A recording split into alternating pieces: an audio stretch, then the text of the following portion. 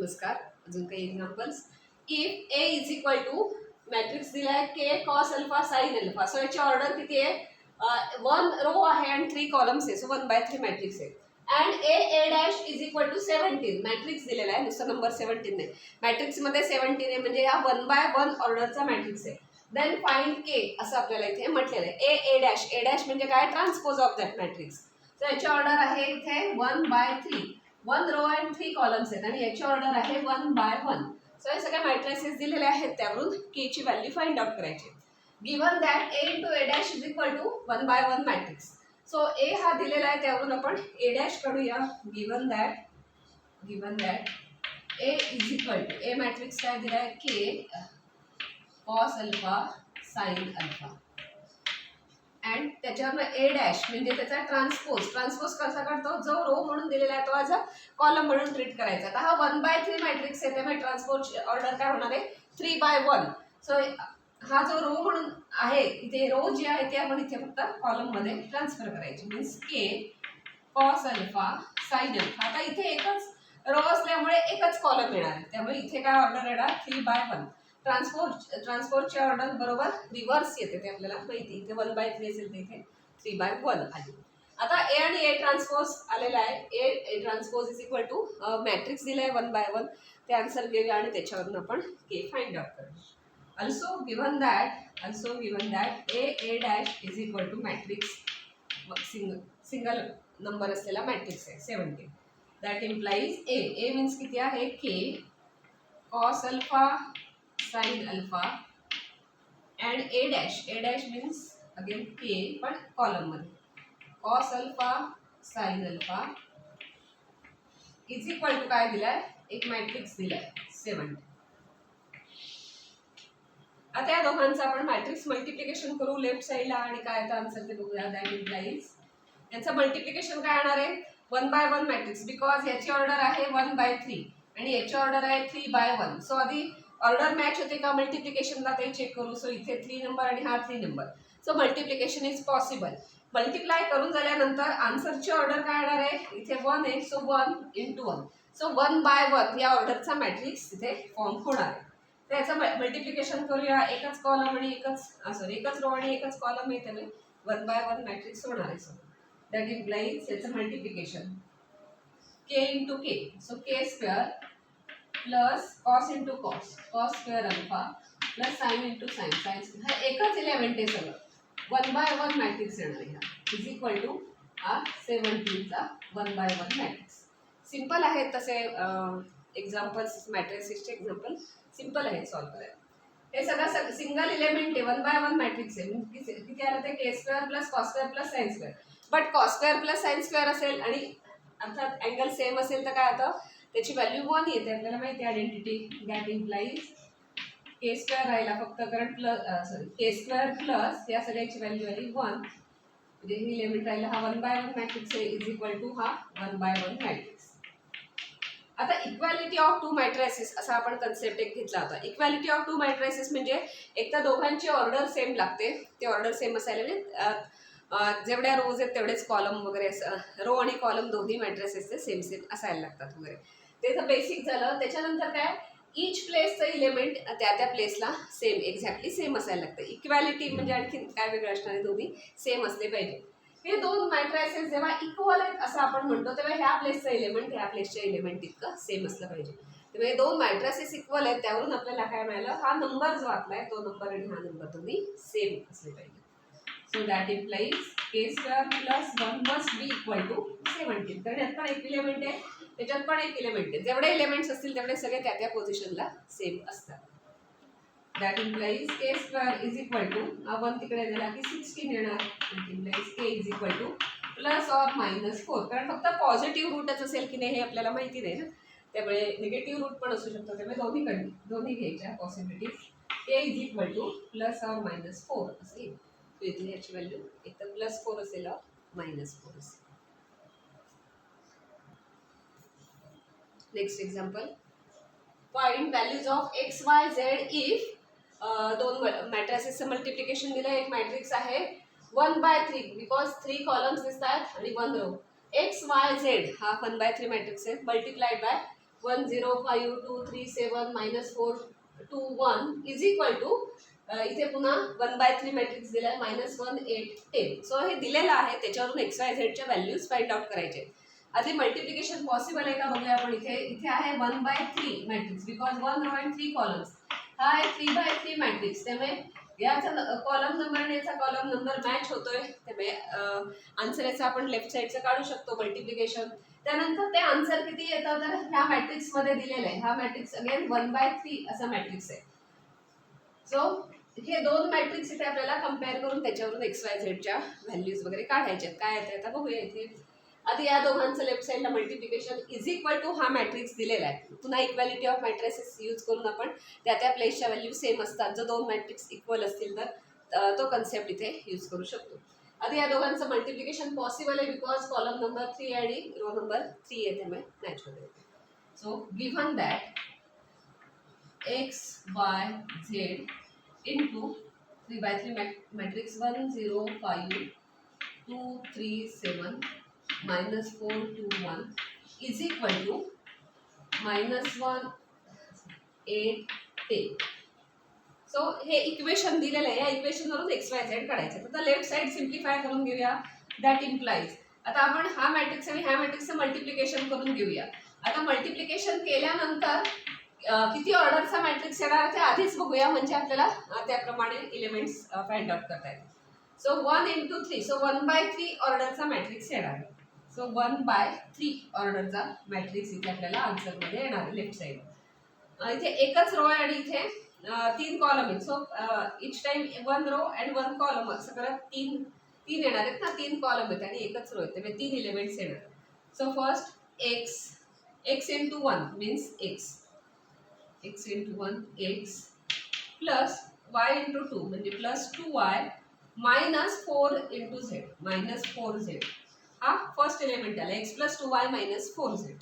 Second element घेताना ही row आणि हा कॉलम यूज करायचा. So x into 0 means 0 plus 3 into y means 3y plus 2 into z plus 2z. हा second element आला. Third element घेताना again ही row आणि हा कॉलम घ्यायचा. 5 into x means 5x plus 7 into y plus 7y plus 1 into z plus z. हा third element आला आणि is equal to काय दिलेलं आहे हे -1 8 10. हा मॅट्रिक्स दिलेला असेल. आता इथे बघितलं तर हा मॅट्रिक्स इज इक्वल टू हा मॅट्रिक्स. ऑर्डर दोघांची सेम आहे 1/3 1/3. सो दोन मॅट्रिसेस जर इक्वल असतील तर अर्थात करस्पॉन्डिंग नंबर्स पण इक्वल असतात. हे आपण इक्वॅलिटी ऑफ मॅट्रिक्स मध्ये बघितलंय. त्या करस्पॉन्डिंग नंबर म्हणजे त्या पोझिशनचा, हा या पोझिशनचा, हा A11 पोझिशनचा हा नंबर, हा इथे A11 पोझिशनचा, हे दोन्ही नंबर सेम असणार. So that implies x plus 2y minus 4z is equal to मिळालं -1. त्या पोझिशनचे नंबर सेम असणार. Again second position 3y plus 2z आणि इथे 8 हा नंबर आहे. 3y plus 2z is equal to 8 and third 5x plus 7y plus z is equal to 10. Because हे दोन मॅट्रिसेस सेम आहेत, त्याच्यावरून आपण त्या पोझिशनचे नंबर सेम असतात हे इक्वॅलिटी ऑफ मॅट्रिक्सवरून लिहू शकतो. आता इथे आपल्याला जे मिळाले आहेत त्या तीन इक्वेशन्स मिळाली आहेत. सॅमल्टेनियस इक्वेशन्स आहेत. 3 इक्वेशन्स 3 व्हेरिएबल्स असं आहे. सो या कुठल्याही मेथडने तुम्ही सॉल्व्ह करू शकता. क्रेमर्स रूल यूज करून पण सॉल्व्ह करू शकता. पण इथे 3y प्लस 2z म्हणजे इथे x एक व्हेरिएबल नाही, त्यामुळे आपल्याला ॲक्च्युली थोडंसं सिम्पल होणार आहे. डायरेक्ट सॉल्व्ह केलं तरी चालेल, म्हणजे इलिमिनेशन मेथड आहे ना, ती यूज केली तरी चालेल. क्रेमर्स रूल यूज केला तरी चालेल. कुठल्याही रूलने आता ही 3 इक्वेशन्स फक्त सॉल्व्ह करायची आणि ही 3 इक्वेशन्स सॉल्व्ह केली की आपल्याला XYZ च्या व्हॅल्यूज मिळेल. सो आपण ती इक्वेशन्स कन्सिडर करूया. कन्सिडर दीज 3 इक्वेशन्स आणि आपल्याला पुढे सॉल्व्ह करायचे. x plus 2y minus 4 is equal minus 4z is equal to -1 equation 1 म्हणून. Then 3y plus 2z is equal to 8 equation 2 and 5x plus 7y plus z is equal to 10 equation 3.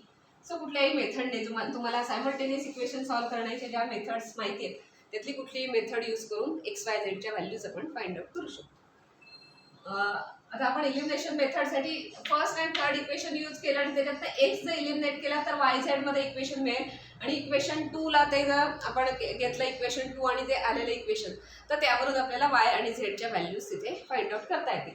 इथे x एक नाही आहे त्यामुळे simple झालंय आपण first and third equation use करूया. So consider equation 1 and equation 3. आता एक्स सेम करायचा असेल तर काय करावं लागेल, इक्वेशन 1 ला 5 ने मल्टिप्लाय करायला लागेल आणि काय करायला लागेल की ह्या इक्वेशन 3 त्याच्यातून मायनस करावं लागेल. सो 5 इंटू इक्वेशन 1 हे करायला लागेल मायनस इक्वेशन 3 हे आपण प्रोसेस करूया. So 5 into 1 means 5x plus 10y minus 20z is equal to minus 5. And हा इक्वेशन तसंच आहे, मायनस करणार आहोत equation 5x plus 7y plus z म्हणजे काय होईल, एक्स इलिमिनेट होऊन जाईल. ही मेथड माहिती आहे तुम्हाला, इलिमिनेशन मेथड. आता मायनस करायचं तर मग ह्या सगळ्यांची साईन चेंज होतील, मायनस मायनस मायनस मायनस सगळ्यांची साईन. सो काय होणार, हे 5x कॅन्सल झाले, 10 मायनस 7y म्हणजे झालं 3y आणि मायनस 20 मायनस म्हणजे मायनस 21z झालं इज इक्वल टू मायनस 15. आता हे इक्वेशन एक मिळालंय आणि इक्वेशन 2 बघितलं तर y आणि z मधलंच इक्वेशन आहे. सो इक्वेशन 2 आणि हे मिळालेलं इक्वेशन यूज करून आपण y और z ची व्हॅल्यू तिथे फाइंड आउट करू शकतो. सो याला इक्वेशन 4 म्हणूया. 3y minus 21z is equal to minus 15 equation 4. आता 2 आणि 4 ही दोन इक्वेशन्स यूज करून आपण पुढचं घेऊया. आता 2 आणि 4 इक्वेशन यूज करण्यासाठी असं काही करावं लागणार आहे का बघूया. पण 3y सेम आहे, फक्त मायनस केलं की होईल. So from equation 2, so equation 2 minus equation 4 एवढी प्रोसेस केली तरी ते y किंवा z ची व्हॅल्यू मिळेल आपल्याला. 3y सेम आहेत ना त्यामुळे. So 3y plus 2z is equal to plus 8 and this is 3y minus 21z is equal to minus 15. Minus करायचं आहे, सो आपल्याला सगळ्यांची साईन चेंज करावी लागते. इथे मायनस होईल, इथे प्लस होईल आणि इथे प्लस होईल. सो 3y कॅन्सल झाले, फक्त हे राहिलं म्हणजे इथे 23 झालं, 23z इज इक्वल टू 15 आणि 23. सो याच्यावरनं डायरेक्ट आपल्याला z ची व्हॅल्यू मिळेल. That implies z is equal to 1. 23z is equal to 23 आहे ना, so z is equal to 1. एकदा एक व्हॅल्यू मिळाली की त्या सबस्टिट्यूट करत आपण पुढच्या सगळ्या काढू शकतो. पुन्हा हे सगळे इक्वेशन्स करायला लागत नाही. आता z ची व्हॅल्यू 1 मिळाली की त्याच्यावरनं इक्वेशन 2 यूज करून किंवा 4 यूज करून आपल्याला y ची व्हॅल्यू मिळेल आणि मग त्याच्यावरून नंतर y आणि z यातले की x ची. सिंपल आहे. नेहमीच तुमचं सायमल्टेनियस इक्वेशन सॉल्व्ह करण्याची मेथड यूज करायची. सो z ची 1 व्हॅल्यू आपण इक्वेशन 2 मध्ये घालूया. So putting value of z in equation 2 काय मिळेल आपल्याला, 3y plus 2z means 2 into 1 is equal to 8 मिळालं. सो 2 इकडे दिले म्हणजे काय आलं, 3y is equal to 6. That implies y is equal to 2. So त्यावरून आपल्याला y ची मिळेल. आता सिंपल आहे, x काढायला कुठलंही इक्वेशन यूज करा. 1 2 3 पैकी कुठलंही इक्वेशन यूज केलं की x ची 2 नाही 1 किंवा 3 पैकी कुठलंही इक्वेशन यूज केलं की x ची व्हॅल्यू मिळेल. So putting z and y, putting values of z and y in equation 1, we will have x plus 2 into y means I had 2 minus 4 into 1 is equal to minus 1. So that implies x plus 4 minus 4 is equal to minus 1. That implies x is equal to minus 1. आणि आपल्याला या x Y आणि झेडच्या values इथे मिळालेल्या आहेत. सुरुवातीला आपण equality of मॅट्रायसिस आधी मॅट्रिक्स मल्टिप्लिकेशन, इक्वॅलिटी ऑफ मॅट्रायसिस वगैरे यूज केलं आणि नंतर फक्त काय होतं, सायमल्टेनियस इक्वेशन सॉल्व्ह करायची. सो मॅट्रायसिसमध्ये असे डिफरंट टाईपचे एक्झाम्पल्स असतील, पण सगळे अल्जेब्रा बेस आहेत त्यामुळे इझी आहेत तशी सॉल्व्ह करायला compare to other chapters. So मॅट्रायसिसची एक्झाम्पल्स ही अशी ॲडिशन, सबट्रॅक्शन, मल्टिप्लिकेशन किंवा व्हॅल्यू फाइंड आउट करणे किंवा कधी कधी ट्रिग्नॉमेट्रीतले फॉर्म्युले पण यूज करावे लागू शकतात. मॅट्रिक्समध्ये पण साईन कॉस या टर्म्स आल्या तर ते यूज करावे लागतात. पण सिम्पल एक्झाम्पल्स असणार आहेत वेगवेगळ्या टाईपची. अजून आपण काही एक्झाम्पल्स नेक्स्ट व्हिडिओमध्ये